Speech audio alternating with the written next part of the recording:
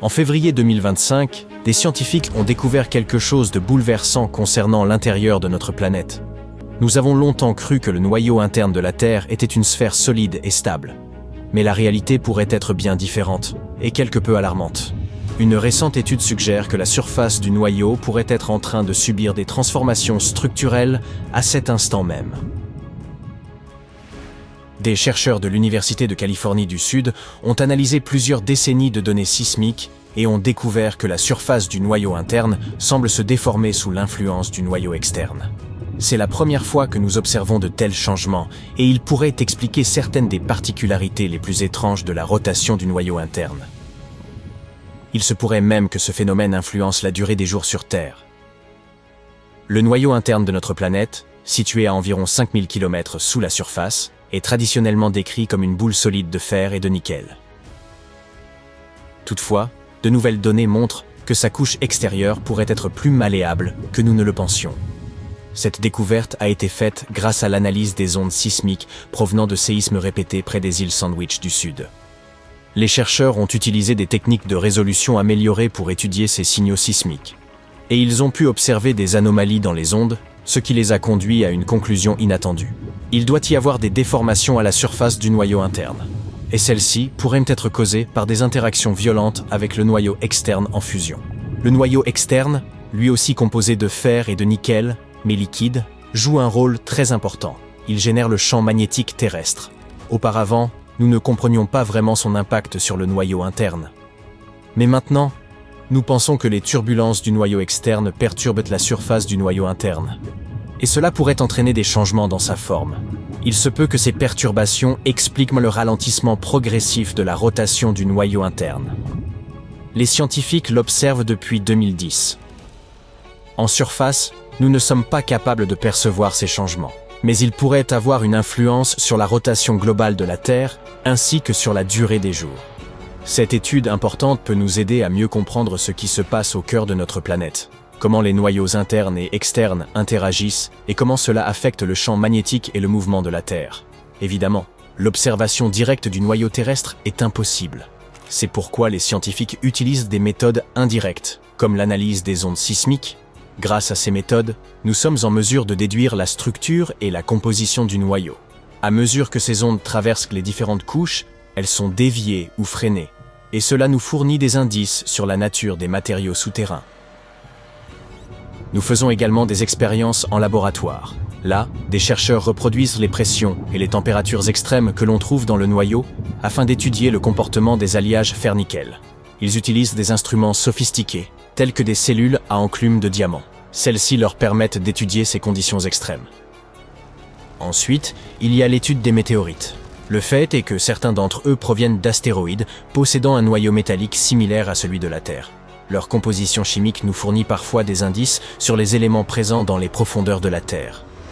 Les scientifiques créent également des modèles numériques. En combinant les données sismiques, expérimentales et géochimiques, ils sont en mesure de simuler la dynamique interne du noyau. Mais que se passerait-il si le noyau de la Terre cessait soudainement de tourner? Nous n'en savons rien, mais nous pouvons faire des suppositions. Si seul le noyau interne, solide, s'arrêtait, la réponse est, eh bien, pas grand-chose. S'il ne ralentissait pas seulement son mouvement, c'est ce qu'il fait en ce moment même, mais s'arrêtait complètement. C'est la vitesse de rotation de la Terre qui en subirait les conséquences principales. Nos journées deviendraient plus longues. Avec le temps, cela pourrait affaiblir le champ magnétique de la planète. Ce qui serait une mauvaise nouvelle, mais pas aussi catastrophique que ce qui se produirait si c'est le noyau externe qui cessait de tourner. Là, les choses deviendraient vraiment sérieuses. Sans la rotation du noyau externe, la Terre perdrait complètement son champ magnétique, et la perte de ce bouclier protecteur déclencherait une réaction en chaîne désastreuse. Tout d'abord, les plaques tectoniques commenceraient à entrer en collision de manière chaotique. Imaginez-vous dans un bus au moment où le conducteur freine brusquement. Vous êtes projeté contre les autres passagers ou sur le sol. Eh bien, la planète vivrait quelque chose de similaire, mais avec les plaques tectoniques. Ces collisions violentes provoqueraient d'énormes tremblements de terre partout où se touchent les plaques, détruisant bâtiments, ponts et routes. Les systèmes de distribution d'eau et d'électricité, ainsi que les lignes téléphoniques, seraient instantanément détruits. Et ce ne serait que le début, Sans le champ magnétique, les radiations cosmiques commenceraient à frapper la surface de la Terre. Ces particules à haute énergie provenant du Soleil interagiraient avec l'oxygène et l'azote de notre atmosphère, endommageant la couche d'ozone. Et encore plus de radiations atteindraient de la surface de la Terre, causant d'innombrables dégâts. Tout l'électronique tomberait en panne, les réseaux électriques s'effondreraient et les systèmes de communication seraient coupés. Mais les conséquences ne concerneraient pas seulement les humains. Toutes les formes de vie seraient en danger. De nombreux animaux, comme les oiseaux migrateurs et les tortues, s'orientent grâce au champ magnétique terrestre. Sans lui, ils seraient complètement perdus. Les oiseaux ne trouveraient plus leur chemin et les tortues seraient incapables de savoir où se trouvent les plages où elles pondent leurs œufs. Heureusement, nous n'avons pas d'inquiétude à avoir pour le moment. Il est très peu probable que le noyau externe de la Terre cesse de tourner de notre vivant, s'il le fait jamais. Nous sommes donc en sécurité de ce côté-là. Mais pour vraiment comprendre la Terre, il faudrait descendre à 6440 km sous la surface. Notre planète possède 4 couches principales, du centre jusqu'à la surface. Le noyau interne, le noyau externe, le manteau et la croûte. À l'exception de la croûte, personne n'a jamais exploré ces couches plus profondes en personne. Nous n'avons réussi à forer qu'à la modeste profondeur de 12 km. Et cela nous a pris 20 ans. Au centre même de la Terre se trouve le noyau interne, une boule métallique solide d'environ 1220 km de rayon, soit environ les 3/4 de la taille de la Lune. Il se trouve entre 6400 à 5200 km au-dessous de la surface. Composé principalement de fer et de nickel, ce noyau est incroyablement dense. Il tourne un peu plus lentement que le reste de la Terre et est extrêmement chaud, atteignant une température de 5400 degrés Celsius, comme à la surface du Soleil. La pression y est stupéfiante, plus de 3 millions de fois supérieure à la pression que nous ressentons à la surface. Certaines recherches suggèrent même qu'il pourrait y avoir un noyau encore plus petit et plus dense à l'intérieur du noyau interne, et il serait principalement constitué de fer. Le noyau externe est également composé de fer et de nickel, mais sous forme liquide. Il se trouve entre 5200 à 1000 km sous la surface. Sa chaleur provient principalement de la désintégration radioactive d'éléments comme l'uranium et le thorium qui provoquent un brassage du liquide, des courants massifs et turbulents. Ce mouvement crée des courants électriques qui génèrent le champ magnétique terrestre. Fait intéressant, le champ magnétique terrestre s'inverse environ tous les 200 à 300 000 ans, et les scientifiques tentent encore de comprendre pourquoi cela se produit. Le manteau est la couche la plus épaisse de la Terre, s'étendant sur près de 3000 km de profondeur.